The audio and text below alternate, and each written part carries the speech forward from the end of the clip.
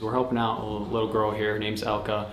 Basically, we're renovating her room to become more accessible for her. So we're creating a roll-in showers, and then as well making everything curbless, basically. So there's no curbs for the wheelchair, and then as well renovating a little space over in the corner for a nursing station. So we came in here, knocked down this wall, and you can tell from that dotted line, and basically moved it over to here. And by doing that, we created a bathroom space way off to the right next to the window, and then as well like a charging station for a chair. I've learned so much from doing this project. It's really hands-on. We kind of got to touch everything from framing to drywall to painting, obviously. We even textured the walls, which is pretty cool, something I'd never done before.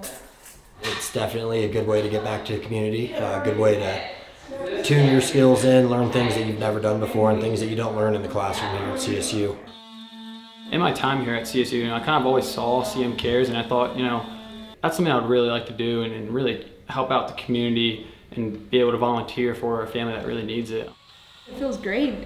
Being able to take what I learned in the classroom and apply it in real life is awesome, and being able to help someone at the same time, it's amazing. It's an amazing feeling.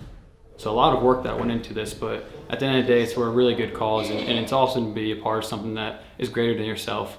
It's definitely cool to be able to work with a family that just deserves it so much.